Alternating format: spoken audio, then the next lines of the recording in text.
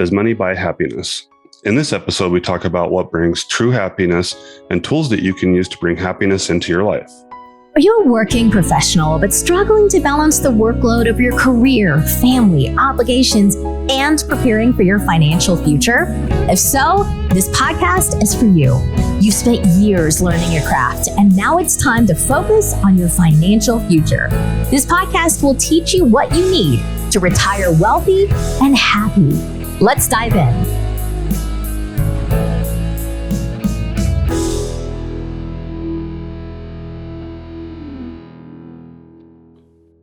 Welcome back to another episode of Retire Wealthy and Happy. Our podcast title suggests that we will focus on financial freedom and finding happiness. Much of the foundation material we have covered is focused on financial freedom. In this episode, we want to focus on what it will take to find happiness. Earl, you recently read a book on the various things that contribute to our happiness. Why don't you tell us a little bit about that? Hey, thanks, Roger. Yeah, I just recently, I came across a book called The Good Life, and it started as a study. The study claims to be the longest study in the country about this particular the issue of what really makes us happy. I think it started somewhere in the 30s, where a couple of Harvard sociologists went back to, they picked about 35 or 40 people, young people, teenagers. Coincidentally, even JFK, John F. Kennedy, who grew up in Boston at the time, was a member of the study, and they have stuff about his early life and interviews and all those kind of things. Once he became president, all of the notes and everything became top secret, so to speak. And so but he was included in the first part of the study. They just randomly picked some people. I think about 2/3 of them, they came out of the West End of Boston, which is it's not the wealthiest area of Boston, so to speak.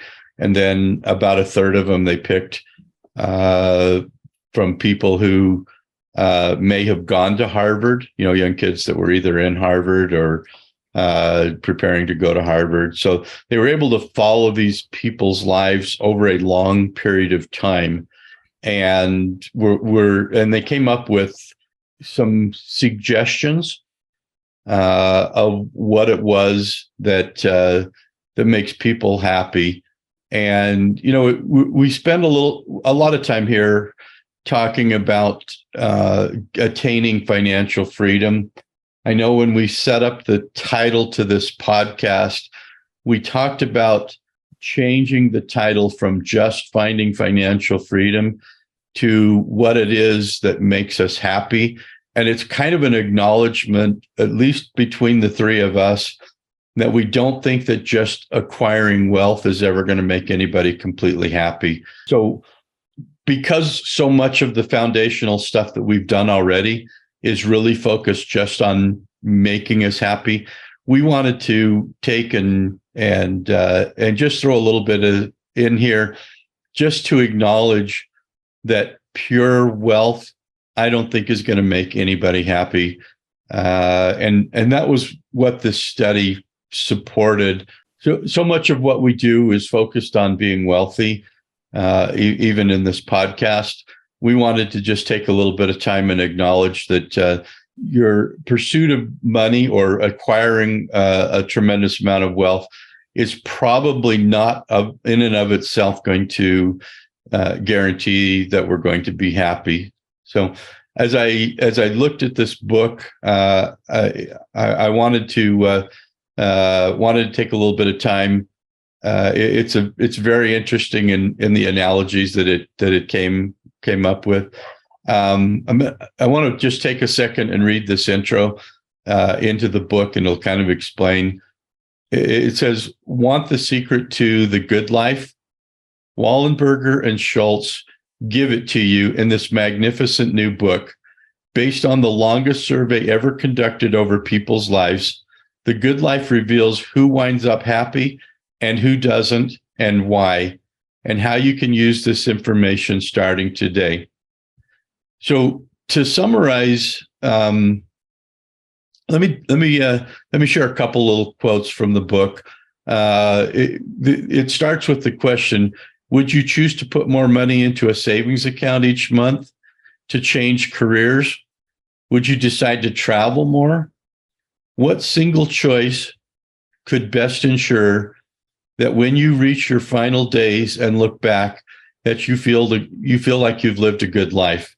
And so that's I think what all of us are really striving for. We want to make sure that not just when we reach the end, but that we have some semblance of being happy through the journey. And one of the important things that they pointed out through this whole thing is that this concept of being happy, it's not a destination. It's not like we're just going to plug in something on our GPS, and when we reach that destination, we all say, hey, we've arrived. We're perfectly happy. But happiness, number one, it's something that we have to choose to do. We literally choose to be happy. There's thousands of examples of people. You could both be stuck in a mud pit, buried up to your neck, and the person next to you could be incredibly unhappy and miserable and complaining about the situation that they're in, and somebody sitting next to them could be whistling and singing and literally taking the approach, well, at least I'm alive. And by the way, I'm singing one of my favorite songs from Pink Floyd, or it literally choosing to be happy. Happiness is a result of literally choosing to be happy. We all experience trials and tribulations as we go through life. It's how we deal with those trials and tribulations, I think, that are gonna make us happy. And it was interesting because the book supported a lot of the things that I have felt over the years about being happy. I'm going to share this one more quote. It says, in a 2007 survey, millennials were asked about their most important life goals. 76% said that becoming rich was their number one goal.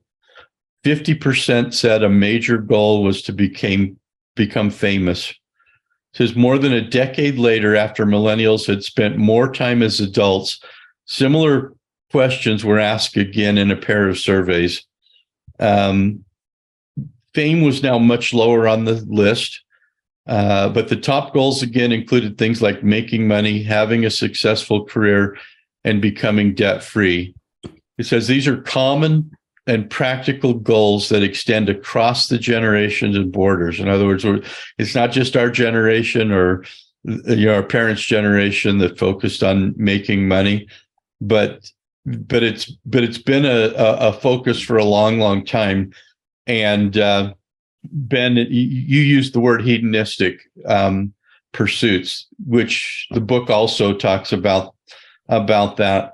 And the problem with them is, one of the things that the book started out, it brought out, was this idea that no matter how much you achieve in terms of fame or financial blessings, that you never quite get there, right? If that's your sole goal, is to attain wealth, at what point do we define ourselves as being wealthy enough, right?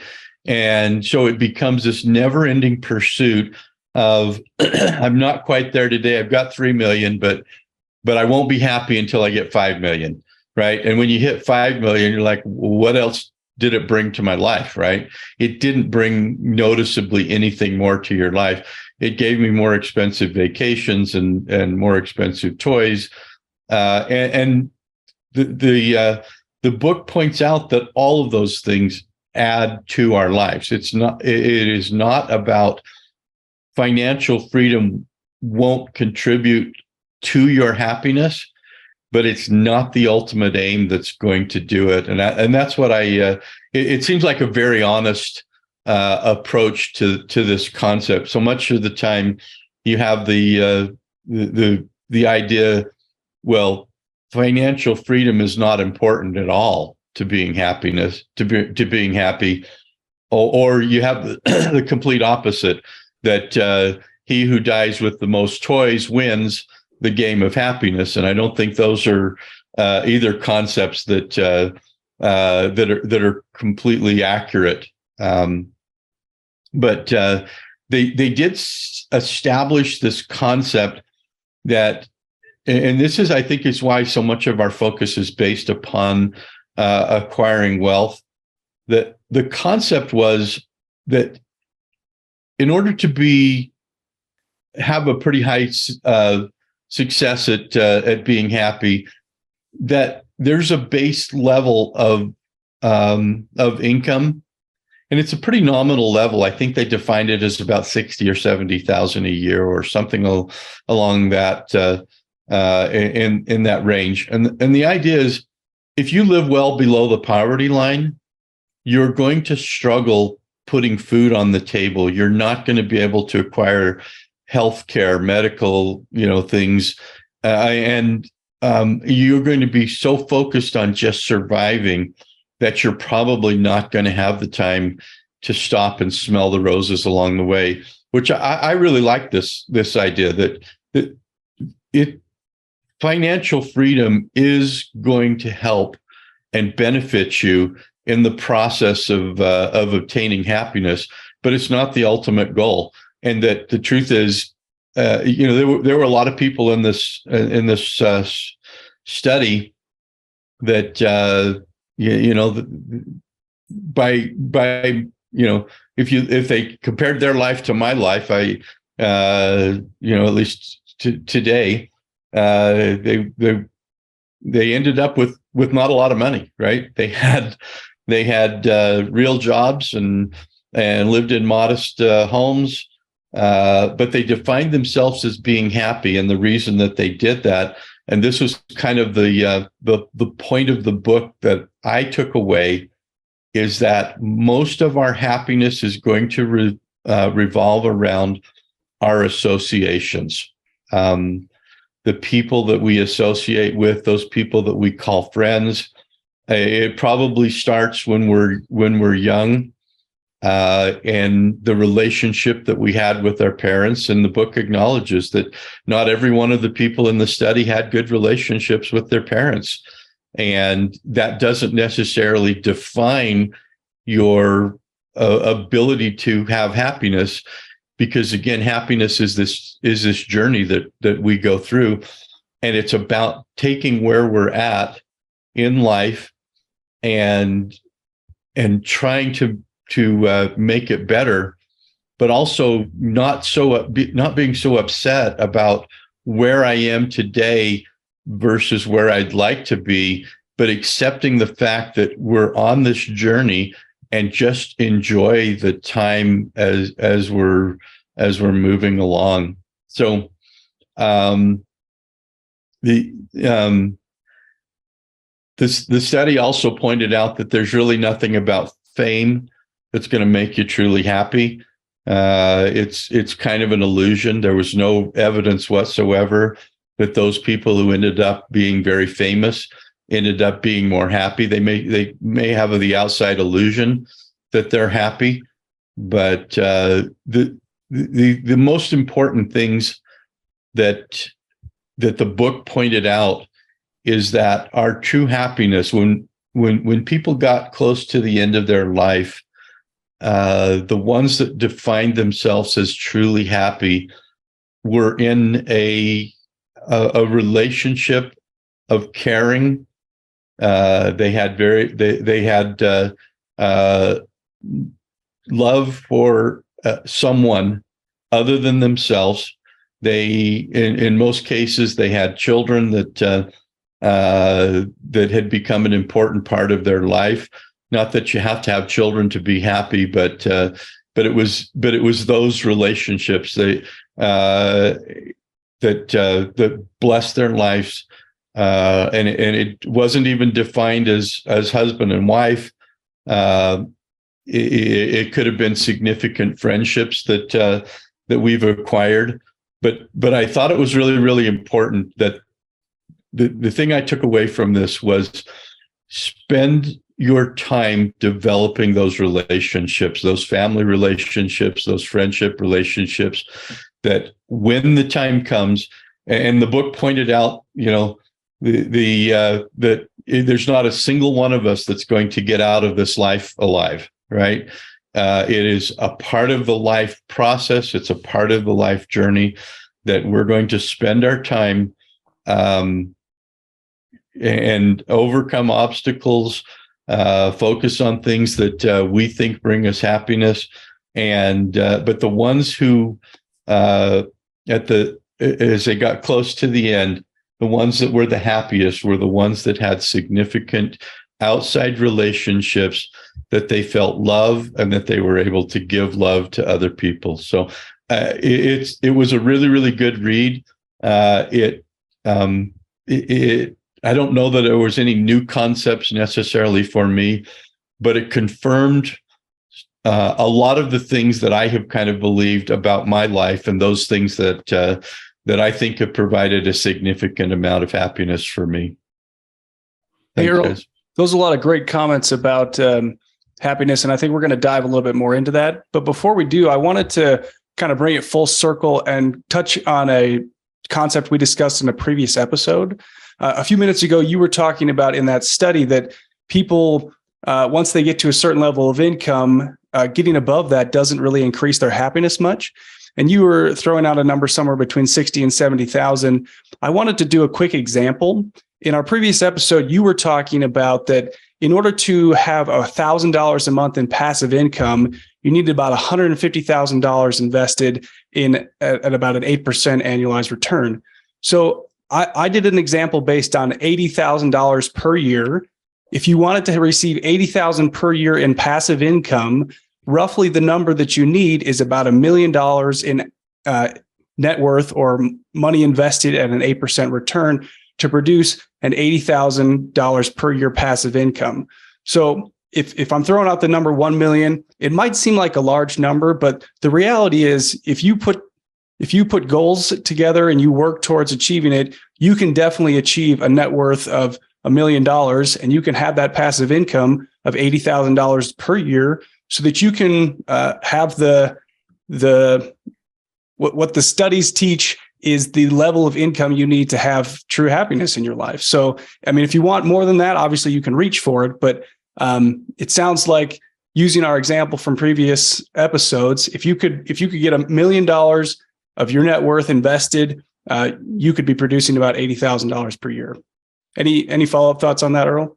Yeah, the only thing I'd say is the mathematically it's correct. The truth is it may be significantly less than that, because if you needed $6,000 a month, which is about what $80,000 a year is, that you're probably going to have Social Security. So if we're talking about retiring, right? The income that they talked about was needed as you're to get yourself through life. At some point we reach a retirement age. We know that some of our income is going to be supplemented by Social Security and things like that. The other thing is if you have your house paid off, right? So if you have a $60,000 a year or $80,000 a year income as throughout your life, you're probably going to get your home mostly paid off or completely paid off by the time you retire, which is going to take that $6,000 a month and convert it down to maybe you need $2,500 a month outside of, because you're not making a house payment anymore. You're just paying the taxes on it, things like that. I'm not trying to suggest I'm a financial planner, but I don't want people to get frustrated saying, "Oh my gosh, if I don't end up with $1 million, I'm not going to be happy," because I think that need for additional money tapers off the older that we get, the further we get down that road to retirement. And I think to your point, there's certainly a lot of things that we will want to do when we get to that point when we retire. If you're lucky and all your kids live in the same city, it's not going to cost you a lot to travel. In the world we live in today, brothers and sisters of mine, my nieces and nephews are scattering around different parts of the world, at least different parts of the United States. And my brother goes out four times a year to Florida so he can see his grandkids out there. So and those are expensive trips. So I'm not saying you just stop, but because certainly the more money that we have when we retire, the more it'll allow us to supplement those relationships or to continue to fulfill those relationships. How's that? That's great, Earl. My takeaway from that is happiness is a state of mind and not a destination. So anywhere you are in your destination, you can just choose to be happy. I had a point in my career when it was really a down point in my life, and focusing on it now, I wouldn't say it was a down point in my life. And knowing what I know about everything, I'd say life happens for us and not to us. So I can remember the exact point that I was, where I was standing, what was going on when I decided I wasn't just going to be mad and negative about all the things that were going on. I decided I was just going to be happy. And I had gone through 2008. I had lost my cabinet shop through eminent domain, not through lack of business or anything, but the city had taken it using eminent domain. And I was moving my tools out of storage into another place. And I was so mad and so upset and so worried. It was, a house that wouldn't sell and a spec home that I was going to build that I couldn't do, and business going downhill and losing the cabinet shop at the same time. I just decided I was going to be happy and focus on being happy. And I stopped being negative. I stopped saying sarcastic things and really just turned my life around in the moment by choosing a different state of mind. Yeah, I think that's powerful when you get to that point where you just you can be knee deep in mud and you just look at it and say it could be worse, right? It could be raining, so to speak. So I think that's powerful, Roger. Thanks. Ben, why don't you tell us a little bit about your family? You've got some young family, and what did you do that contributes to your happiness, as well as some of the challenge that you have that challenge your happiness? Yeah, absolutely, Roger. So I am lucky enough to have a 7-year-old little boy and a 5-year-old little girl. And my wife and I do the best we can to be good parents to those two. Having young kids is, if you have young kids or have had young kids, you know that it's a roller coaster experience. Every day they're super excited to see me. I get to pick my son up from the bus. He runs and gives me a hug, and those experiences are so uplifting. The joy that they bring, there's always so much laughter in our house. Sometimes there's crying too, but there's a lot of laughter, which I get to focus on, and that brings a lot of joy into my life. But having young kids, as everybody knows, is extremely challenging.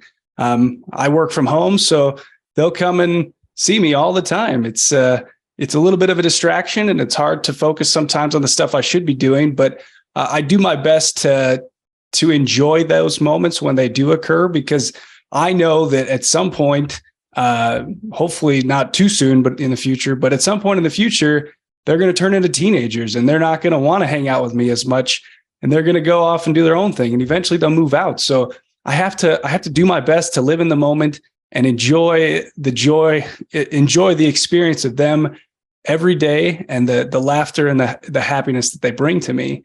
I also want to talk just a little bit about things that we do as a family to have happiness together. We love being outside. I'm less of a winter person, more of a summer person, which is difficult living in the state of Utah. But we like to go hiking. We like to. My kids love to go to the park. We spend a lot of time at the parks, and we're into boating, so we spend a lot of time on the water, just trying to really enjoy the beauty that is surrounding us all the time. And a lot of those things, they don't cost any money. They take our time, and we have to be willing to go look for them. But hiking, it doesn't require any cost. It's just looking around at what is close to you that you can experience the joy and the beauties of the world that we live in. It's a wonderful experience. Absolutely. And a lot of times you figure out what you have time wise and what you can do, and you make the most of it. Hey, Ben, I've got a couple quick questions. You talked about working from home. I assume that's part of one of the blessings of being in that financial situation that you are, that allows you to be home and spend more time with your kids. I know when I first moved my office to home, even today, I can sit and think about my kids coming in the door one at a time. And I used to have an office door that my office was right at the front of the house, and had a glass window in it. And I remember my kids coming by and, "Hey, Dad, how you doing?" And a lot of times I'd lock the door because I was busy with meetings or whatever. But how tell me a little bit about how that impacts your situation. Is it a positive for you? Is it a negative? How has your financial preparedness helped you with that? Yeah, that's a great question, Earl. I would say that one of my life goals, you could call it, was to put myself in a situation, either working for myself or running a business, that would allow me more control over my time. And I think, at least my perspective, is that one of the reasons people achieve or desire financial freedom is that they can have more control over the time that they have, and that they can choose to do what it is that they want. So yes, that is one of the things I've focused on in my life and my career, is building businesses and putting myself in a position that I have a little bit more control over my time, so that I can spend time with my kids when they show up. I get to take my kids to the bus. I get to be here when they come home from school. Those are experiences that I might not be able to have if I was working a regular 9-to-5 job. So I'm grateful that I've been able to put myself at least in a decent financial position, so that I can choose when I'm working, so that I can capitalize on the experiences when they happen and not miss out on those. Cool. Hey, Roger, you're in a little bit different situation. I think your kids are mostly raised. Why don't you talk a little bit about your family situation and how that enriches your life? Sure.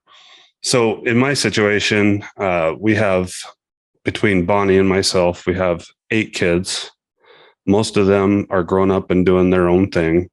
And I kind of feel the beginning of being an empty nester. So as the kids get older, they have less time to spend with their parents, less time with me.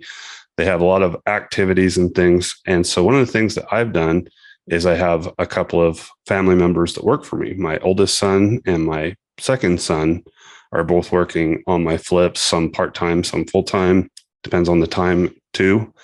And so it's frustrating sometimes when you set up like a fun event and they won't come, but when it comes to work, they do. So you get to see them, but it's also in a work space and not just fun space. So as we get older and stuff, we see that we're going to see less of our kids, and we try to make more memorable moments where you can capture them and capture the time, make them turn off their phones, get together, talk to them, find out about their life and everything else. So they're very active.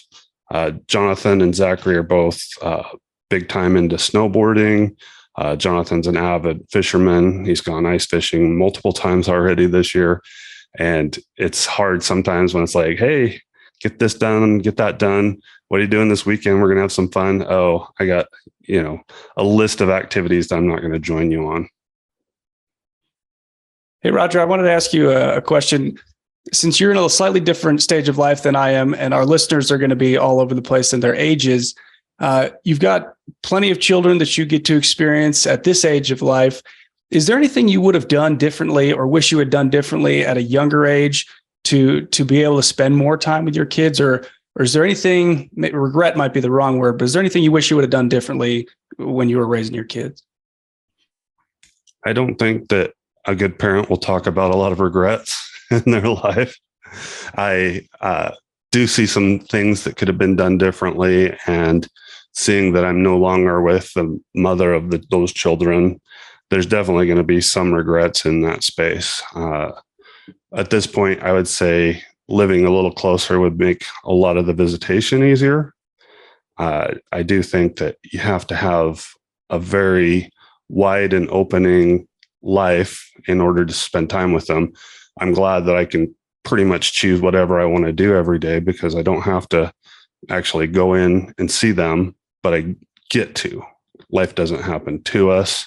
Life happens for us. So when I look at it like, hey, they got to come in and work to see me, I got to go into work to see them, it's kind of a double-edged sword where I get the chance to do it, and there might be a different space that works in, but I'm pretty happy about that. Thanks for sharing that. Earl, you have some grown-up kids and even some grandkids. Talk about your family situation and how that has changed over the years. Yeah, sure. I've shared this before, that I'm on my second marriage now. My first wife and I, we had 7 kids together, and my 2 oldest were teenagers when my ex decided that she was going to go her own way.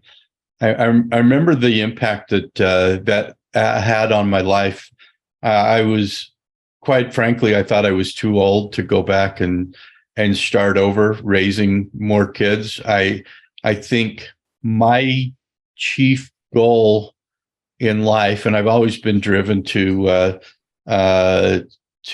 be successful in my career, and to acquire some of the fun things in life and stuff like that. But even as a young kid, just first getting married, if you'd asked me my most important goal, it probably wouldn't have been money. It would have been to have a family, to be a good father, so to speak. And so as I'm faced with this prospect, and it became very real in the way that my divorce went down, that I may not be able to see my kids very often. And I remember just being emotionally devastated over the idea that I'd spent so much of my life working on a family, and had made conscious decisions of not taking a promotion necessarily because I thought that it would impact my relationship with my family, and to see that, the potential that would come to an end, or be severely limited. They say that men in that situation would have the opportunity to supplement their family life by going out and becoming more successful. And they say that for women, it would be a much harder situation to do, the family situation is maybe a little bit more important for them. But I remember just being absolutely devastated. And I got the standard, every other weekend, plus one night visitation. I think my kids would tell you that, if it was more than 2 or 3 times in the entire time that they were growing up, that dad had something that he wasn't able to meet that. It just became very, very important. Unfortunately, you sometimes become what everybody referred to me as Disneyland dad, which meant that your kids came over and you've got 4 hours or 6 hours or whatever. And so you got to figure out something that you can do that's fun. And it's probably not the same as being there and coaching your children and that type of thing. But in the process, I can honestly say I don't think I missed that much about my children's life. And my biggest fear at the time was that I just would not have any impact on my children's life. And as time has unfolded, it turns out that I still have a really, really good relationship with my children. They all of them except one. I've got one son that's that he still lives with us. He may not be able to go off on his own, but he's here. Other than that, I'm what you'd call an empty nester. My kids are all moved on, married, living with significant others, whatever. But they've started their own families. I have 8 grandkids now, and I have to tell you, for those of you who are raising kids, Ben, you won't understand this yet, but you will. And Roger, you're just getting there. But if I had a choice today, and I love my children dearly, but if I had a choice today, if I could find a way that I could just skip having children and just go straight to grandkids, I would have. I would love to do that. So, editor, please take that out. So, no, I think it's. You don't have to. But anyway. When your kids bring their kids back and when they come through the door, I was on the phone with my daughter last night, and eldest daughter, and her daughter Addie says, "Oh my gosh, it's Grandpa! Let me say hi to Grandpa." And she's about 3 years old, and it's just the cutest thing in the world that. Those kids love to come over and hang out with Grandma and Grandpa, and I as I look back, I can't think of anything in my life that brings me greater joy and happiness than my association with my family. I've been married now for the second time, almost 18 years. That's about how long I was married to my first wife. My wife and I, we share so much joy together. We fulfill each other's lives. I jokingly tell people that we probably still have the same things that upset us that did 18 years ago when we were just figuring out how to coexist together peacefully, and yet I think we've just gotten old enough that we've just decided neither one of us is going to completely make the other one change, and so why bother arguing about it? We just have just accepted each of us for what we are. And I always have an analogy or a joke about marriage. I don't think that there is, if you look at life as I do, that it's an opportunity to grow and develop and progress. And I think the idea of being married, the reason that it's so valuable in that regard is that living with someone of the opposite sex, I don't think there's a relationship on the planet that can try and test you more than that type of relationship. And my wife here, she laughs. She agrees with that assessment of it. But it's that idea of the journey, right? We take where we're at, we change what we can change, and we just accept those things that we can't change, and we decide that we're going to live in the moment and be happy with the moment, no matter what it is that we've decided to do. So I am incredibly blessed to have the family life that I have. I have a number of hobbies that I like to do. Roger and I spend quite a bit of time riding motorcycles, and I was worried motorcycles wasn't going to make it into this podcast. We spend quite a bit of time riding. We're still trying to get Ben out there, but it's the financial choices that I have made have put me in a situation where today it gives me the opportunity to spend a significant amount of my time doing that. I joke with my partners that I get up in the morning, I flip a coin. Heads, I go riding. Tails, I have to come down to the office and go to work. And it's a little cold right now, but I tell my wife I'm just saving up. You know, I've had a couple weeks I haven't been able to ride, and that just means that in the springtime I'm going to take about 3 weeks and just disappear.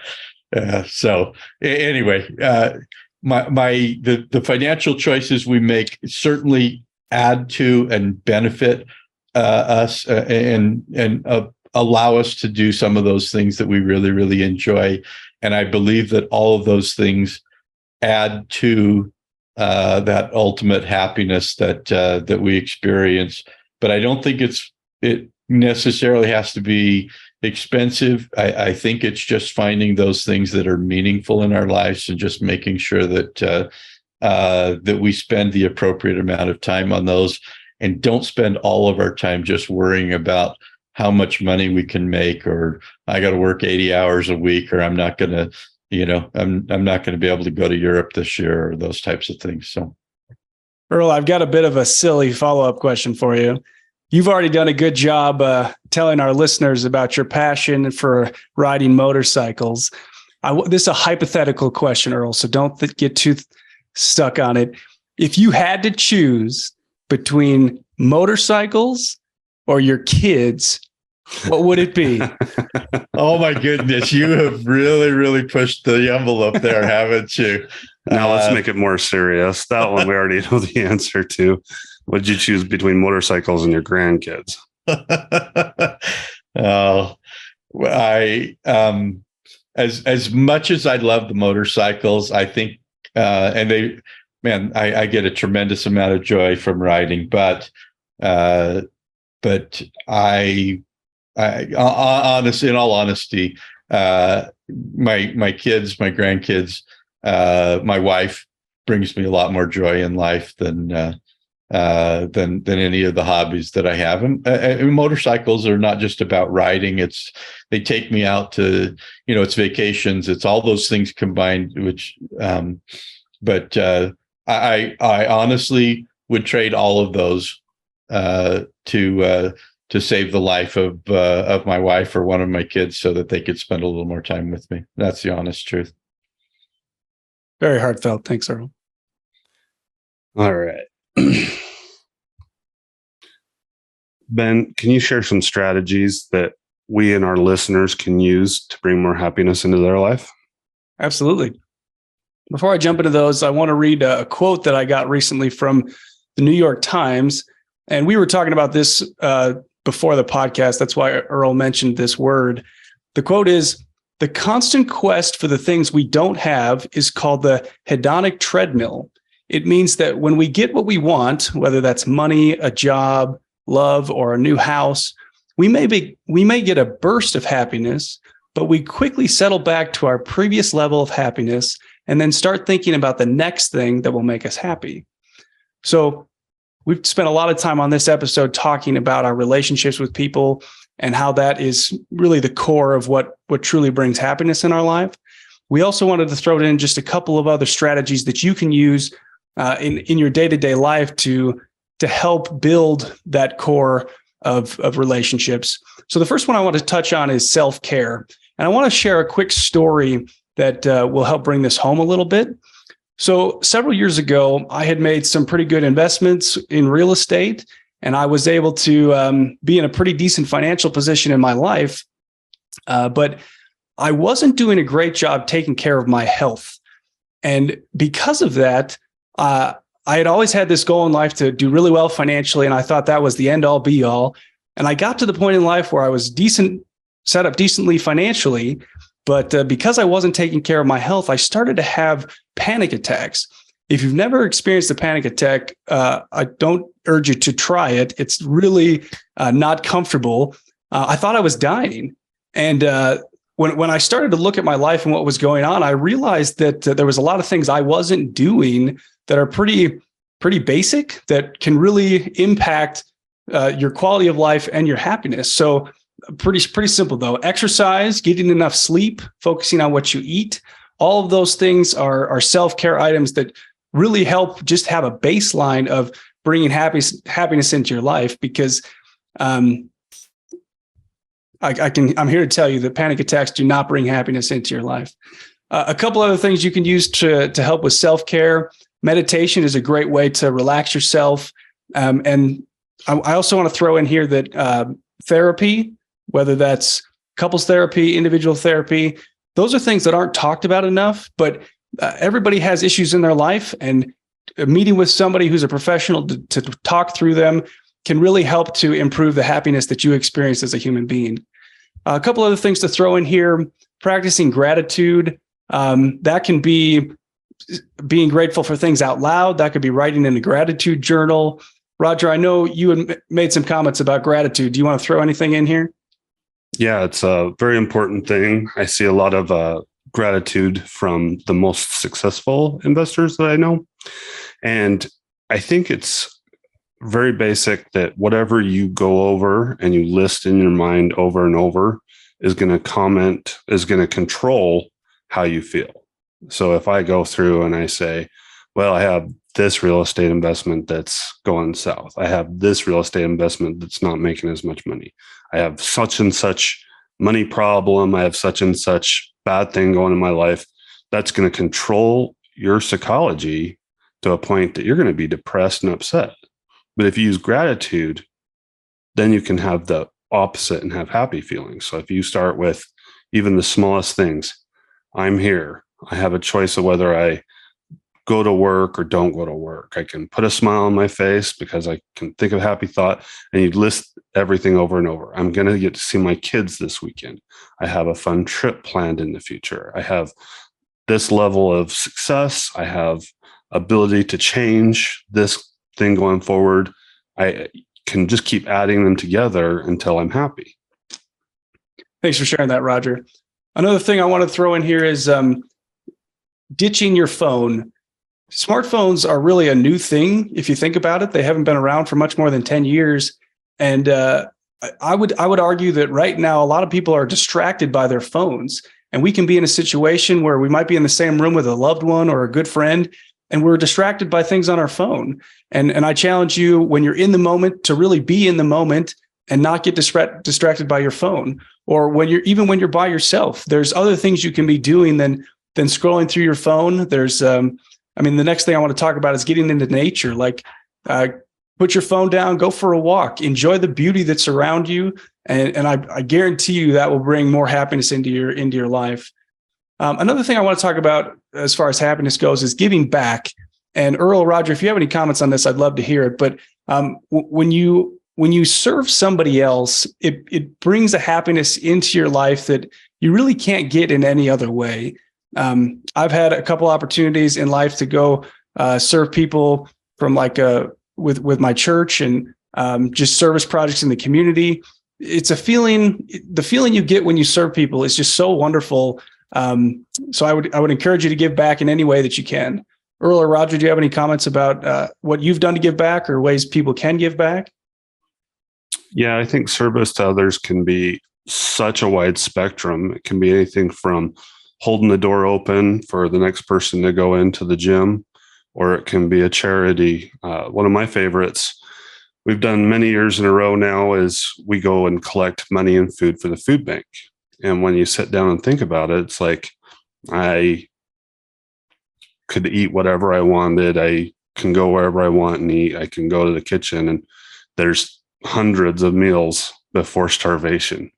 And when you give to the food bank, they'll do a analysis for what the quantity of money that you give. And because they have a formula for the amounts, they'll tell you that your gift donation will feed 3,000 meals or whatever that ends up being.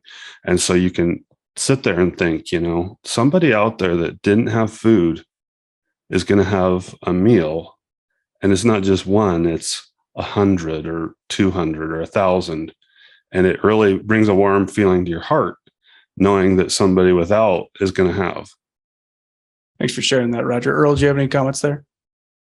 Well, we talked the other day of one of our guests was talking about the idea, even teaching what you know to other people is a form of giving back.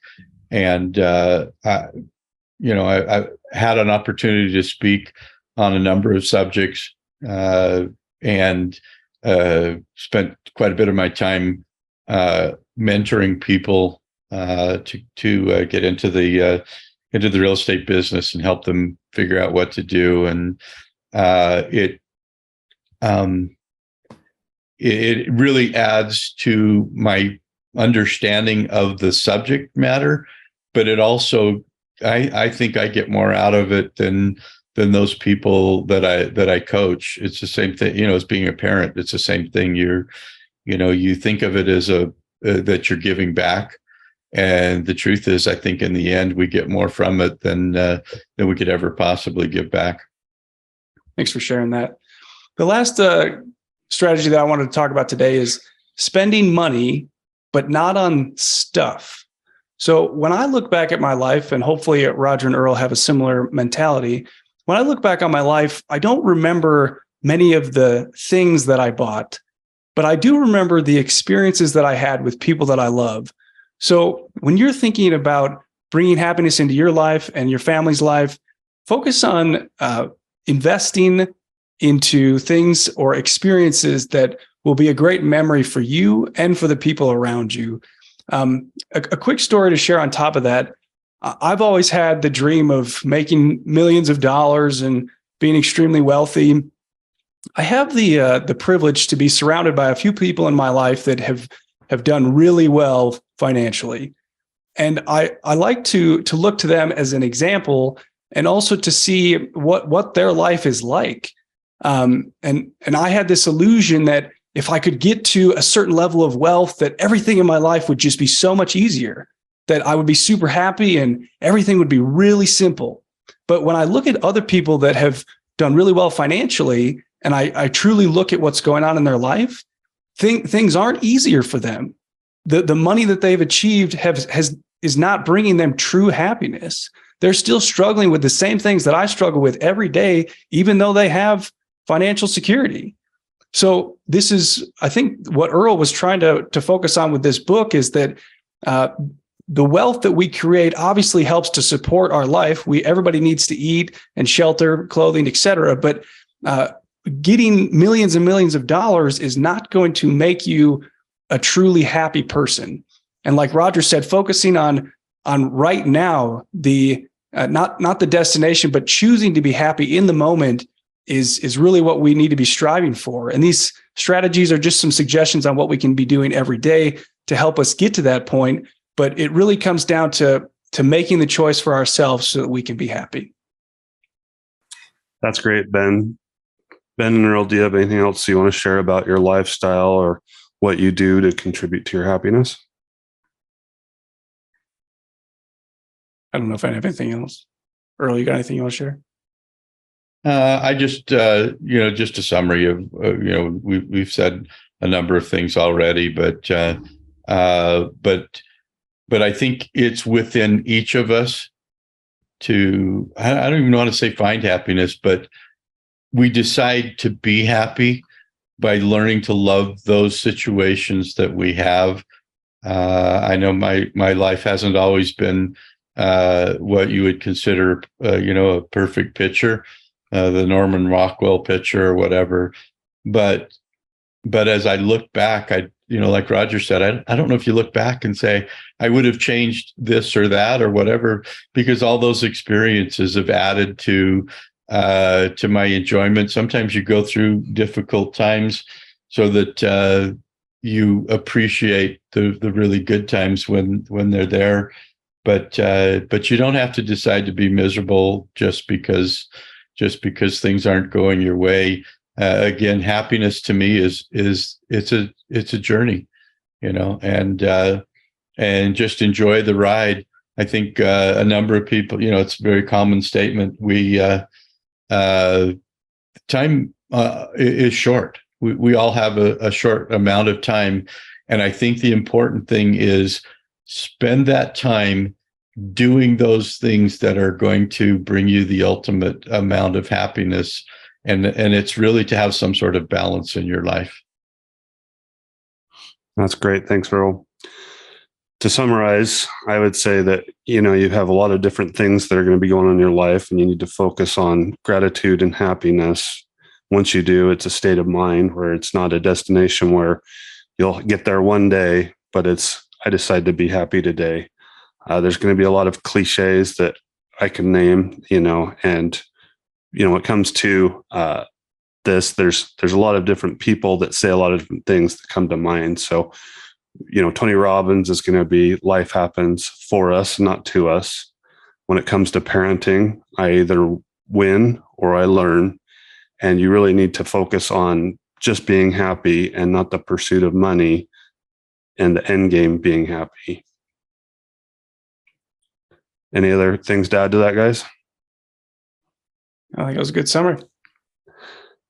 Thanks for joining us on our latest episode of Retire Wealthy and Happy. Hope to see you next time. Thank you. Thanks, everyone. Goodbye. Hope you got value from this episode. And if you have a minute, then take the time to leave an honest written review for the podcast, because we take those reviews seriously and it'll help us serve you better on the next episodes. And most importantly, be sure to start taking action so you can control your financial future today.